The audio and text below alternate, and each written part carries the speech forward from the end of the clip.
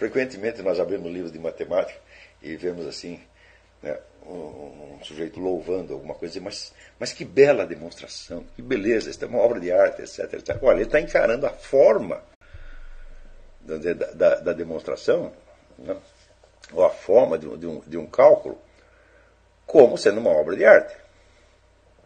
Portanto, como sendo uma forma que diz algo à sua imaginação.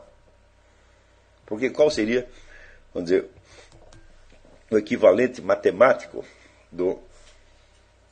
da noção de beleza, por exemplo? Não tem. Você pode dizer, pode ser simetria, né? Eu digo, olha, se você pegar uma coisa muito feia e fizer outra do lado, inversa, vai ser simétrica, mas nem por isso vai se tornar bonito, né? Tá certo? Então quer dizer que a noção de beleza tem algo, vamos dizer, que não é matematicamente equacionável, embora você possa fazer analogias matemáticas. A própria noção de simetria, de harmonia, etc, etc. São noções que expressam algo da beleza, aspectos da beleza, mas que não conseguem, vamos dizer, defini-la e apreendê-la. Não é isso? Então, falando em beleza, vocês notem o seguinte, que todos nós, algum dia, né, na infância ou na adolescência, na primeira juventude, algum dia vimos alguma coisa que era extraordinariamente belo, digamos uma paisagem, um rosto humano, uma obra de arte, né, o mar, qualquer coisa, e naquele instante você teve uma espécie de um vislumbre de que aquilo significava, indicava ou simbolizava uma outra espécie de beleza superior, infinita, eterna, imune a toda dor, corrupção, decepção, etc, etc. Todos nós tivemos essa antevisão. Eu acho que não tem um ser humano que não tenha tido isso alguma vez na vida. Só que nem todos tivemos essa mesma experiência pelo mesmo tempo, com a mesma intensidade, com o mesmo significado pessoal e com os mesmos resultados de longo prazo. Por exemplo, para umas pessoas, isso aí pode ter representado apenas, vamos dizer, foi uma ilusão de momento. Ele vai pensar em outras coisas. Para outros, pode ser até uma incomodidade, quer dizer, pode representar um momento de fraqueza na qual ele se permitiu, né, deleitar-se no sonho, na ilusão, escapando, vamos dizer, às exigências da vida prática. Para um terceiro, pode ter sido uma coisa que despertou nele uma ânsia estética, um anseio de beleza, que ele tenta o resto da vida suprir de alguma maneira. E como que ele supra o seu anseio estético? Aí também a coisa se diversifica novamente, porque uns, por exemplo, podem, transformar esse anseio de beleza num anseio erótico, eternamente insatisfeito. Ele fica procurando, né,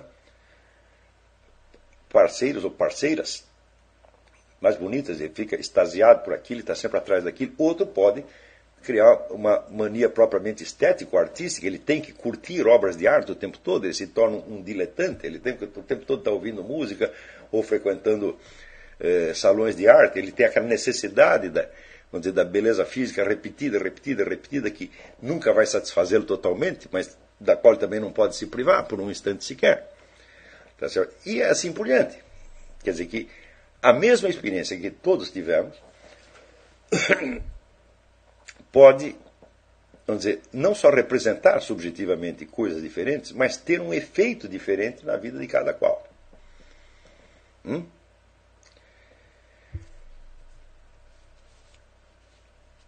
Então, para algumas pessoas, tá certo? Mas só para algumas, então esta experiência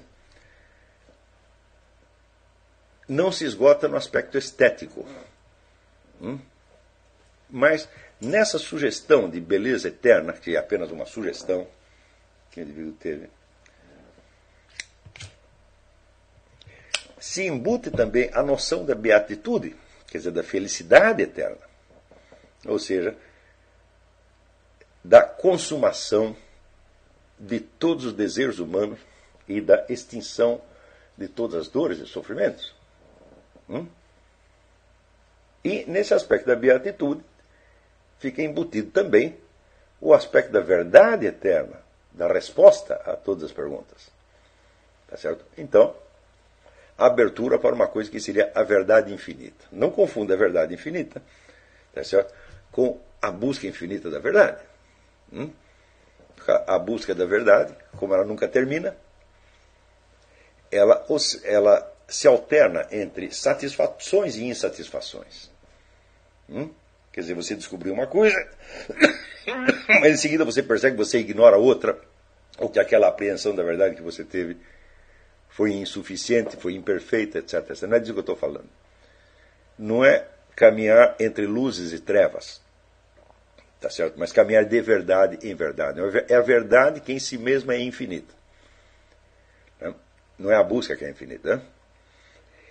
Então isso quer dizer que a verdade é compreendida não apenas como objeto de conhecimento, tá certo? Mas como autorrevelação e automanifestação de uma verdade inesgotável. Tá certo? Então, aí se ajuntam os famosos 3 aspectos. Você tem, né, a beleza, o bem e a verdade. Os famosos a beleza, a verdade e o ser, como os 3 transcendentais de que falava John Duns Scott. E que dizia para ele, são 3 aspectos da mesma coisa. Ele está falando da mesma coisa, né? Então, para alguns de nós, esta experiência mostrou isso. Mostrou, olha, existe a possibilidade, vamos dizer, da beleza sensível que está acessível a mim neste momento, porque acima dela existe algo que a possibilita. E esse algo que a possibilita é justamente esta verdade infinita. Se não existisse a verdade e a beleza infinita, também não existiria a finita. A coisa mais necessária do mundo, vamos dizer, é o infinito. Essa é a primeira noção que todo mundo tem que ter. Se você não compreende que infinito existe necessariamente, né, e que tudo mais pode ser contingente, então não dá nem para você começar a raciocinar.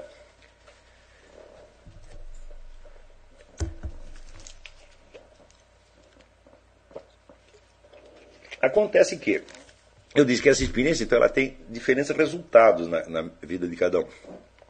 Ela vai modificar você de diferentes maneiras, conforme o modo que você entenda. Se você entendeu nesse sentido pleno, que foi o que eu disse aqui, mesmo que no momento você não fosse capaz de traduzir isso em palavras, como geralmente nós não somos, tá certo? Qual é o efeito que isso tem na sua vida? O efeito é que aquilo marcou para você, de uma vez para todos, um senso de direção. Agora você sabe para onde você tem que ir. E se você entendeu que existe verdade eterna, bondade eterna, né, e beleza eterna, infinita, é claro que isso tem que ser o objetivo de todos os seus esforços. Nada mais importa em face disso. Então aí você adquiriu um senso de direção. Ora, este senso de direção, existem muitas atividades humanas que o simbolizam, por sua vez. Entre as quais filosofia, moral, religião, etc, etc, etc. Mas elas apenas a representam. Elas também são símbolos. Elas não são a realidade. Tá certo? Então, isso quer dizer que qualquer dessas atividades na qual você se encaixa para você ir em direção àquela verdade eterna, beleza eterna que você vislumbrou, cada uma delas tem, vamos dizer, com este seu referente metafísico, por assim dizer, uma relação ambígua. Como todo signo tem uma relação ambígua com o significado.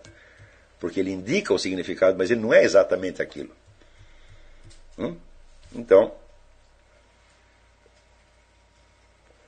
por exemplo, vamos supor que você vai se dedicar à religião. Eu digo, mas meu filho, se a religião fosse em si mesma, tá certo?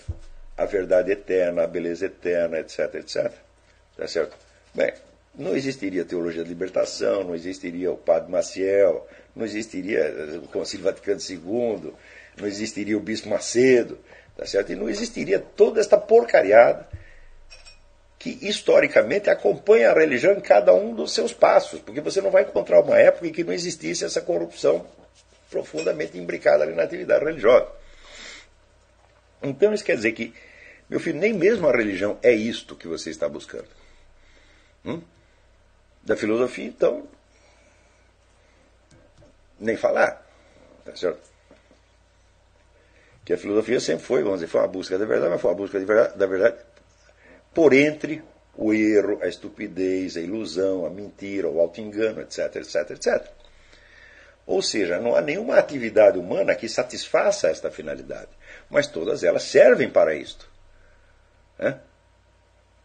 Servem na medida em que você se recorde desta experiência e entenda o que ela te mostrou e o que é para ser buscado.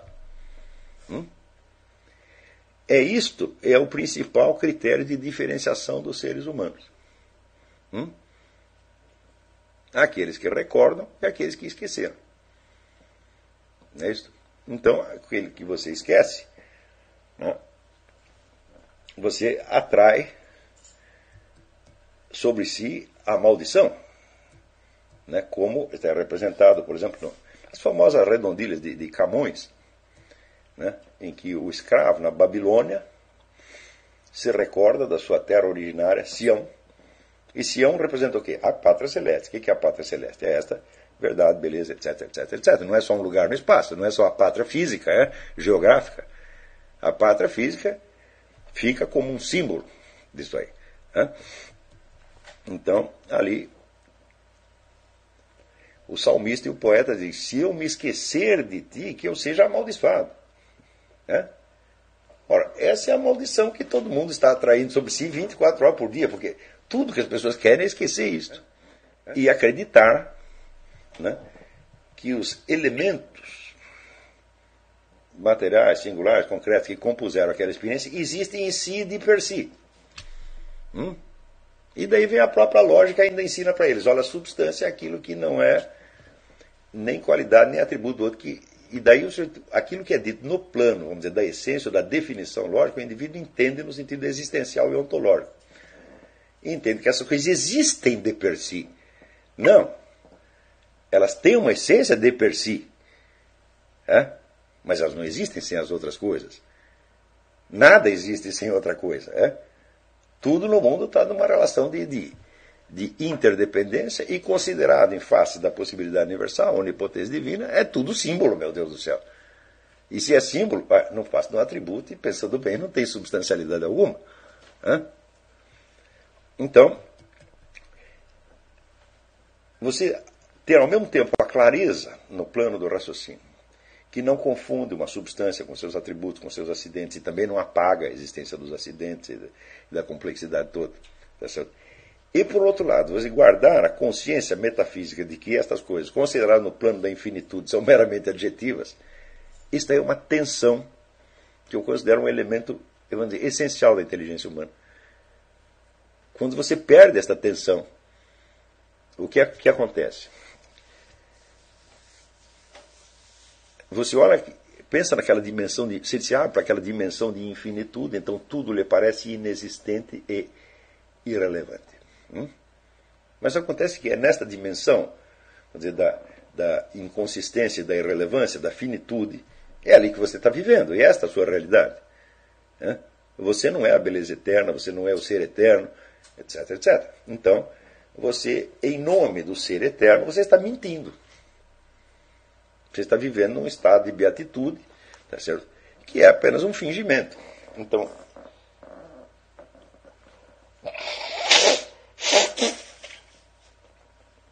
por outro lado, também você pode, dada a impossibilidade de você realizar de imediato aquela beleza eterna, verdade eterna, etc, etc, você fica com raiva dela, como no caso da raposa e as uvas, e diz: não, isso é tudo uma porcaria que não existe, isso é tudo invenção, tá certo? E só o que existe aqui é aquilo que nós podemos contar, medir, etc, etc, etc. É claro, tudo isso são reações mórbidas que visam a aliviar uma tensão que, eu reconheço, às vezes pode se tornar insuportável. Quer dizer, a consciência, tá certo, da beleza eterna, inseparavelmente, quando ela aparece inseparavelmente ligada à consciência, vamos dizer, da contingência, da finitude, das limitações do ser humano, etc, etc. Assim como a consciência de todos os perigos, de toda a feiura, etc, etc. É uma coisa que estica, por assim dizer, a nossa alma até quase o ponto da ruptura. Então, se vocês leem o livro do Nikolai Steinhardt, que é aquele Diário da Felicidade, então você vai ver aquele indivíduo imerso na contemplação da beleza eterna, no mesmo entanto onde ele estava jogado num buraco, numa prisão, sendo torturado, sem comer, tá entendendo? Sendo humilhado diariamente. E essas duas coisas estavam ali presentes o tempo todo. A mesma experiência você vê no relato do pastor Wurmbrandt, Richard Wurmbrandt. A mesma coisa. Ou seja, eles não voltaram as costas à realidade contingente e não apagaram, em nome dela, a visão da beleza eterna. Eu digo, é isto aqui, é esta capacidade para os extremos que dá o que é a medida da inteligência humana.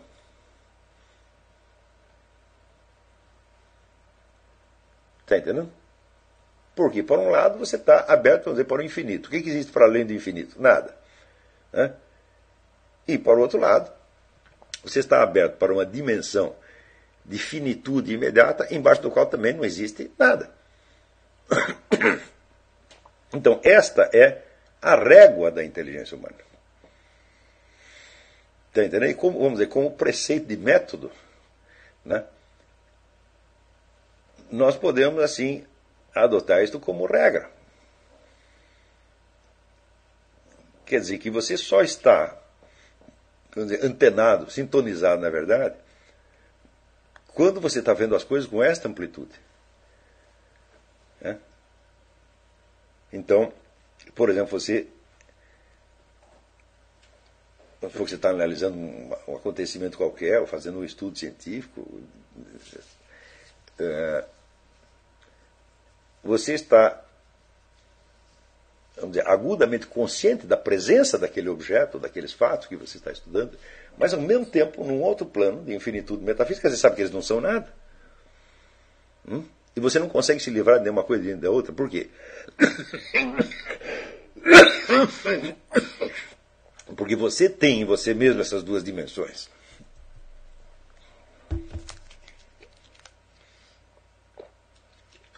Você tem a dimensão da eternidade e tem a dimensão da finitude, inseparavelmente. De certo, então, dá um cafezinho mesmo.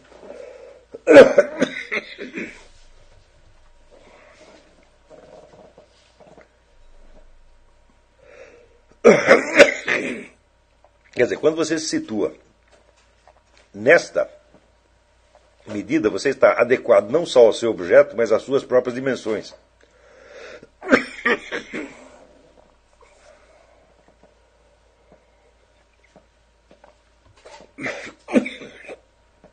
O que é o mesmo que dizer, você está